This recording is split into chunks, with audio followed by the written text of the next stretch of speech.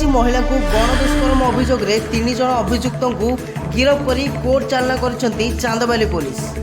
भद्रक जिला चांदबाली ब्लॉक भूईवृत्ति पंचायत नुआगाँ निकट में जड़े आदिवासी महिला को दुष्कर्म अभियोग में 3 अभियुक्त चांदबाली पुलिस गिरफ्त कर कोर्ट चालना कर गिरफ्त पर चांदबाली गोष्ठी स्वास्थ्य केन्द्र को डाक्तर माइना पठा जाइथिला।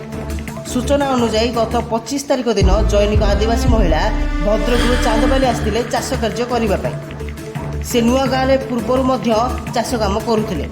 संजू बोली जैनिक व्यक्ति फोन कर डाकी कहती महिला जनक भद्रक आसी चांदबाली बस स्टाण्ड ओह्लाई संजू को भेटी किसी टंका नहीं संजू घर को जावाक कही संजू आगे पलाई।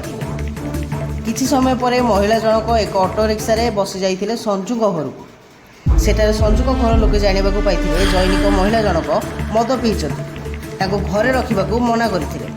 तेणु महिला जनक पुणी चांदबाली को फेरी आसुथिले। फेरिबा बेले नुआगाँ रास्तार संध्या 7टा समय महिला को एकुटिया पाई दुष्कर्म होइछि बोली चांदबाली थाना को एक फोन कॉल आसीथिला। तुरंत चांदबाली थाना रे भारप्राप्त अधिकारी दुष्कर्म होइतिबा स्थान रे पहुंची महिला को उद्धार करने सहित 3 जन युवकों को धरी थाना को आनिथिले।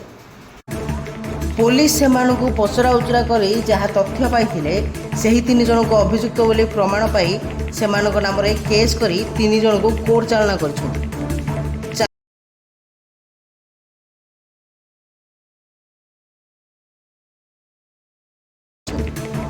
चांदबाली अभय दास को रिपोर्ट जागरण 24 न्यूज।